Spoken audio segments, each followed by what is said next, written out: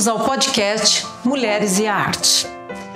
Eu sou a Raquel Fayad, artista visual, e nos 3 episódios que compõem esta primeira temporada, trarei para vocês um pouco sobre a vida e obra de artistas mulheres que têm um trabalho potente e que dialogam ou com o nosso pensamento, ou com nossa investigação, com a nossa produção artística, ou com aquela nossa curiosidade que ainda nem sabemos existir de querer saber mais.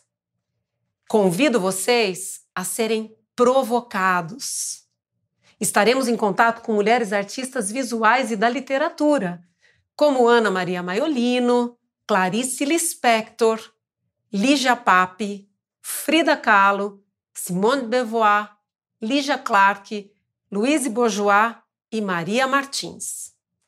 No primeiro episódio, falaremos sobre as artistas plásticas Ana Maria Maiolino, Frida Kahlo e Lígia Pape. Eu não seguirei uma linha cronológica, mas um esboço do que permeia, percorre e relaciona pensamentos e produção dessas artistas com minha pesquisa. Eu espero que essa linha te encontre em algum momento e que você faça parte, junto comigo, junto com todas elas, deste desenho na história da arte brasileira. Bom, falando em desenho, minha história começa quando eu nasço em 1968, o ano em que Ana Maria Maiolino recebeu a cidadania brasileira. Ana Maria Maiolino nasceu em Scalea, na Calábria, na Itália, em 1942. Filha de pai italiano e de mãe equatoriana, é a mais nova de 10 filhos. Com a sua família, ela emigrou em 1954 para a Venezuela, onde estudou artes plásticas.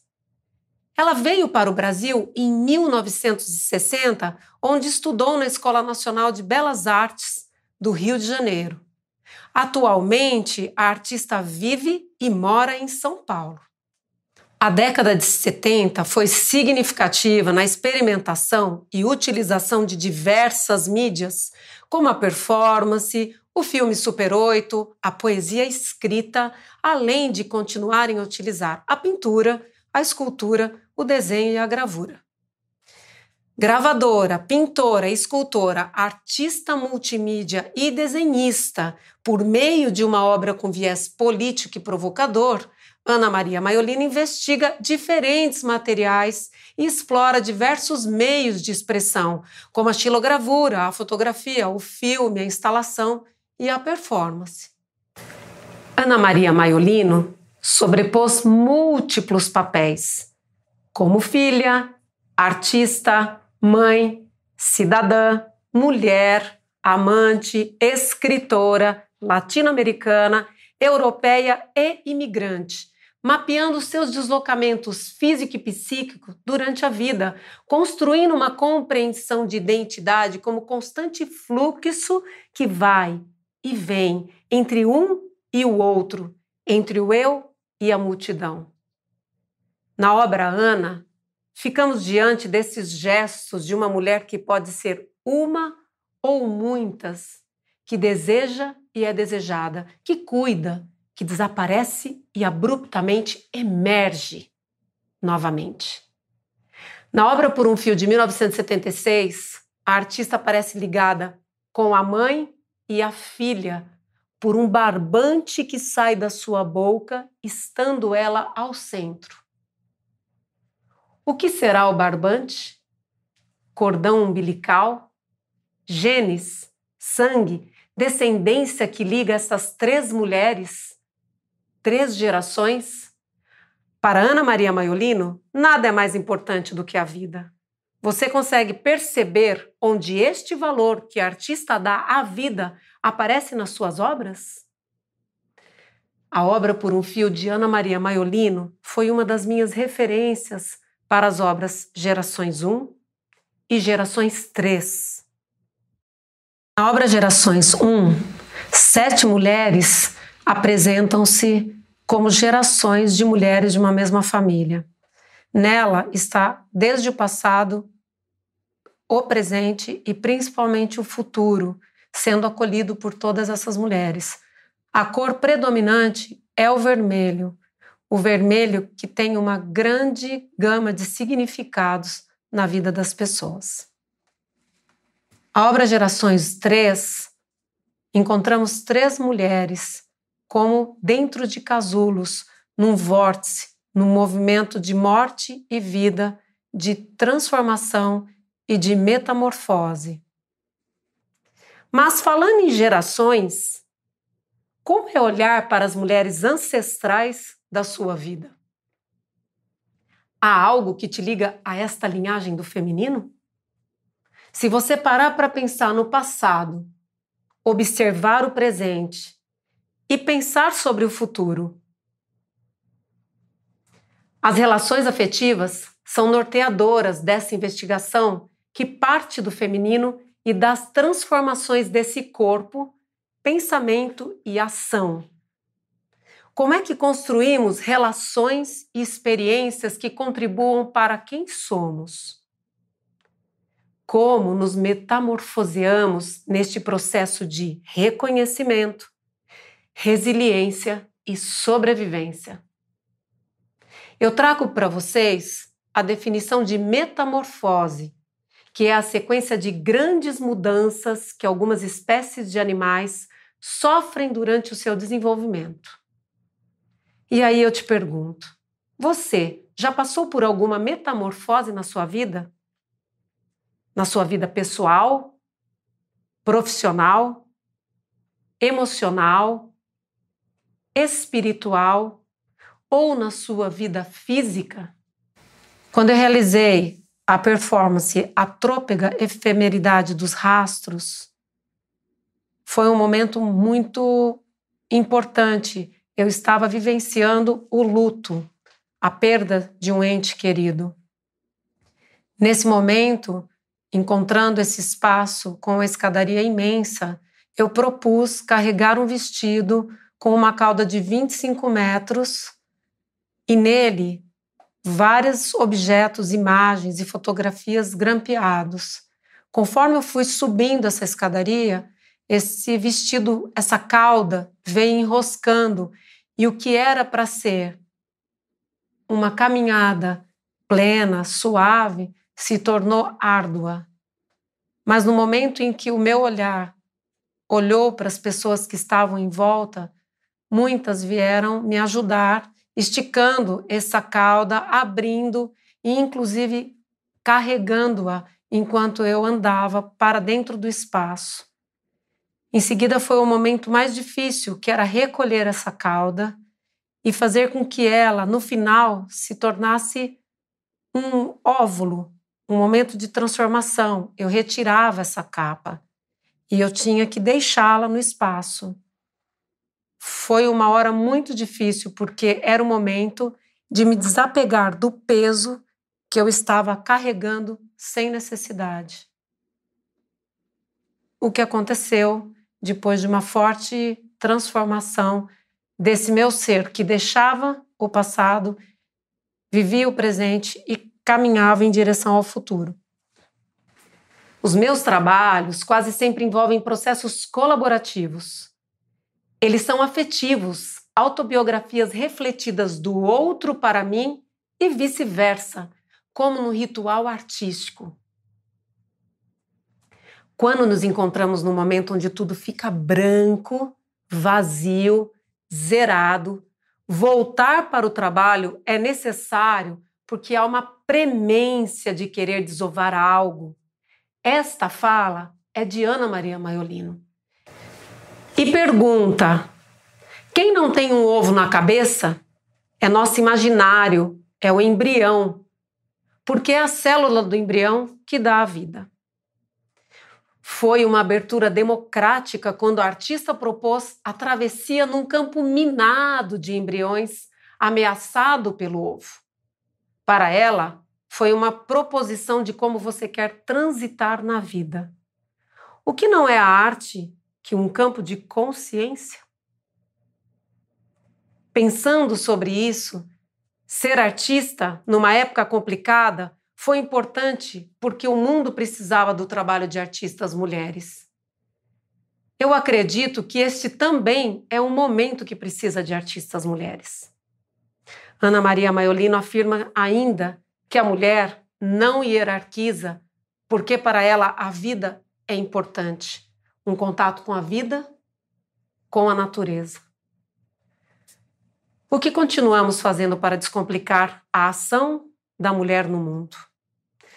Quando eu pintei Gerações 2, eu estava vivendo a menopausa, descobrindo como ela estava agindo sobre o meu corpo, minha vida. Como era lidar com estas duas Raquéis neste momento. A cigarra, no seu momento de equidise, me trouxe um grande aprendizado ao entender que a troca de casca, as fases de transformação são muito importantes. Eu me senti tocada e compus uma trilha para aquele momento de transformação. Eu fiquei muito emocionada. Na obra Gerações 2, duas mulheres estão presentes. Duas mulheres que têm raízes nas mãos e nos pés. Na primeira, eu posso ver todos os detalhes do seu rosto que olha em direção ao seu futuro. O seu futuro, ele é todo verde, é como cigarras no seu momento de cantoria, de acasalamento, mas ainda com uma expectativa do que vai acontecer. E por trás delas eu vejo uma mulher que observa essa transição. Como será esse momento de transformação? A minha referência anterior no trabalho Por um Fio, de Ana Maria Maiolino, dialogou com a obra As Duas Fridas, de Frida Kahlo. Foi um embate importante para a construção da obra Gerações 2. Quantas cascas Frida trocou? Quanto ela se metamorfoseou, ficando cada vez mais forte e resiliente? A artista pintava a si mesma porque ficava muito sozinha e porque ela era o assunto que mais conhecia. Frida Kahlo, em diversas pinturas, apresentou o momento que estava vivendo, onde a artista tinha suas mazelas, suas dores. A obra Coluna Partida, a artista remete à estrutura da sua coluna visível na obra, com a armadura dos coletes e tendo ali a representação do seu corpo, olhando atentamente para o espectador. Durante suas pinturas, que eram muitas vezes realizadas com a artista deitada na sua cama, ela tinha um espelho que refletia ela mesma para poder se autorretratar. Frida nasceu em Coyoacán, México, em 1907. Ela viveu 47 anos, gozando de pouquíssimo reconhecimento durante sua vida. No ano que morreu, fez sua primeira exposição no México e, mesmo de repouso, impossibilitada de andar, ela foi levada em sua cama para a inauguração de sua exposição, aparecendo então em programas de TV e entrevistas apenas no final da sua vida. Frida começou a pintar intensivamente após ter sofrido um acidente. Frida quis ser mãe e dona de casa, mas isso não aconteceu. Ela teve vários abortos durante um casamento tumultuado com Diego Rivera, por quem foi apaixonada a vida toda. Em 1936, Frida produz a gravura Frida e o Aborto, um trabalho que é considerado significativo na vida da artista. Ela é considerada um ícone e sua maneira de se vestir uma particularidade. Com 6 anos de idade, contraiu poliomielite e ficou com a perna direita atrofiada e fina, com isso adquirindo então o hábito de esconder a perna. Ela usava saias longas, calças compridas, roupas masculinas, já desafiando noções de gênero, se reinventando muitas vezes. Cada vez mais, começou a se vestir com trajes inspirados nas matriarcas terruanas do México, usando então colares, fazendo tranças e penteados nos cabelos com flores, usando anéis e braceletes, incorporando estes valores não só na própria vida, na sua figura, mas nas pinturas que a retratavam. Ela dizia que não pintava sonhos, mas sim a realidade. Durante a vida, passou por muitas cirurgias, usando muitos coletes que a imobilizaram. Em 1953, teve a perna amputada. No seu diário, consta uma pintura com a frase: "P.S. Para que los quero se tenho asas para volar?". Somente em 1984, 30 anos após a sua morte, quando Aiden Herrera escreveu uma biografia sobre Frida, ela se tornou uma figura de adoração quase religiosa. Frida viveu livremente dentro de uma sociedade. Mas como é ser assim? É possível o próprio artista, os seres humanos, se transformarem e libertarem através de experiências sensoriais e corporais? Lígia Pape foi uma artista de vanguarda brasileira. Produziu uma arte transgressora que, por um lado, apresentou uma linguagem formal, abstrato-geométrica, e, por outro, manifestou-se como uma sutil resistência poética contra o pano de fundo de 20 anos da ditadura no Brasil. Voltando ao ano em que nasci, novamente em 1968, Lígia Pape, uma artista neoconcretista que deixou um legado único, realizou a obra Divisor, onde ela convidou as pessoas a colocarem as suas cabeças em furos dispostos em um grande tecido branco de 20 por 30 metros e caminharem juntas. Um mar de cabeças, como citou a artista. Para ela, foi um trabalho feliz, porque ela buscava naquele momento trabalhos que fossem coletivos e também que as pessoas pudessem repetir sem que ela estivesse presente. No mesmo ano, Lígia Pape realizou O Ovo, um cubo coberto com uma superfície macia, onde a pessoa entrava, rompia e nascia. No contexto da ditadura, o ovo explora os limites do que pode ser feito publicamente e concorda com uma expressão ambígua. Todos podem se tornar um novo sujeito participativo enquanto renascimento. O ovo e o divisor são estruturas tão simples que qualquer pessoa pode repetir. São propostas de arte pública, atualmente chamadas de performance. Nesta obra, que apresento agora, 3 sambistas surgem de cubos coloridos depois de romper camadas de papel ou plástico fino. O interesse não estava na forma ovo, mas na sua metáfora, invólucro que abriga o corpo e o prepara.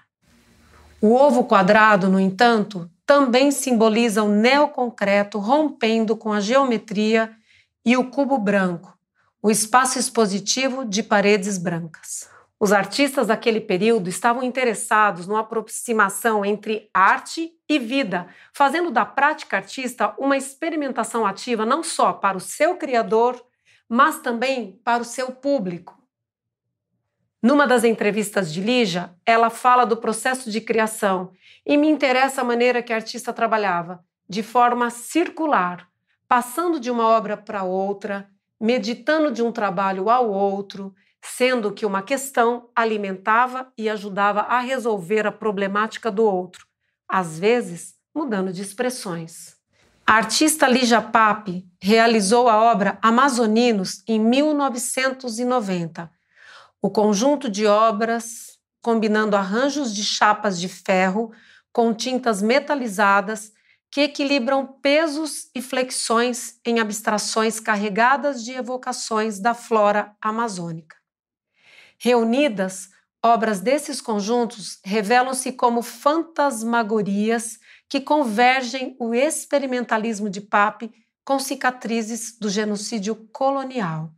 Esta obra foi apresentada na Bienal de 2022. A artista Lígia Pape realizou uma série de obras intituladas Teteia. O título Teteia é um jogo de palavras das palavras portuguesas teia, net, e teteia, que coloquialmente se refere a uma pessoa ou coisa graciosa. As teteias lembram o primeiro grupo de obras tesselares, que também se refere à tesselagem do espaço. Fiada de fio de prata, a gigantesca instalação se estende entre o piso e o teto. Os fios de linha no quarto escuro lembram cordas musicais, seda de aranha, cachoeiras ou raios de luz saindo de uma nuvem. Em 1978 e 79, como parte de um seminário com alunos no Parque Lage, Pape experimentou pela primeira vez fios que esticaram entre as árvores. Ela continuou a desenvolver essa ideia nas grandes instalações teteia que existem tanto em fio de prata quanto em fio de ouro, até pouco antes de sua morte. Essa transição entre expressões e técnicas faz parte também do meu processo criativo, não só como artista, mas no diálogo que existe em mim, da artista com a gestora cultural. Esta fala de Lígia Pape me fortaleceu a aceitar que transitar entre as várias linguagens faz parte do meu processo criativo. Entendo não somente o ateliê como um campo de experimentação, mas também espaços de performances e as reuniões de trabalho para o de projetos colaborativos. Se colocar para o outro e vice-versa são proposições do meu fazer como artista. A ideia da realização de Ações Artísticas 68 surgiu do contato e vivência que tive com algumas artistas mulheres durante uma residência artística. Eu convidei estas 4 artistas para realizarmos juntas a primeira ação artística no Subsolo Laboratório de Arte em Campinas, onde acontecia a minha exposição Jardim de Pandora, com curadoria de Andresa Hernandes. Nós fizemos uma reunião online onde cada uma apresentou uma proposta. Todos os temas dialogavam. No dia escolhido, decidimos no local, quando e como cada artista ocuparia o espaço. Tudo ocorreu de uma forma fluida, com um pequeno público presente durante 3 horas. A obra foi o processo e o resultado dessa ação artística ocorrida durante a pandemia do Covid-19. A Ação Artística 2 aconteceu no mesmo ano, mas com a participação de 8 artistas. O projeto tem o objetivo de criar uma rede multiplicadora de mulheres artistas com a proposta de ação que pode ser replicada em qualquer lugar, por qualquer mulher artista, em todas as expressões artísticas. Essa investigação de teia parte do meu interesse sobre a aranha como senhora do destino, como resistência, resiliência e a forte presença simbólica em muitas culturas. Quando falamos da aranha, na história da arte, rapidamente pensamos em Louise Bourgeois. Mas falaremos sobre esta grande provocadora artista no próximo episódio. Abordaremos também as escritoras Clarice Lispector e Simone de Beauvoir. Mas antes de me despedir, deixo um convite para você realizar um pequeno ritual artístico. Atualmente, venho investigando sobre esse processo dentro da minha produção artística. Eu dei o nome a este ritual artístico de Mapa Pessoal Fase 1. Basta você pegar uma folha, escrever o seu nome no lugar que quiser, do tamanho e forma que você desejar. Em seguida, escreva ao redor do seu nome as palavras afetivo, emocional, profissional, familiar, relacionamento, saúde, passado, presente e futuro. Para finalizar, que tal fazer um desenho ou esboço perto de cada uma destas palavras? Pronto! No próximo episódio, daremos continuidade a esse ritual artístico. Eu deixei os links da minha pesquisa e o passo a passo desse ritual nas informações que acompanham este episódio. Está sendo um prazer e alegria trocar informações com você. Eu não vejo a hora e o momento de te encontrar novamente. Até lá!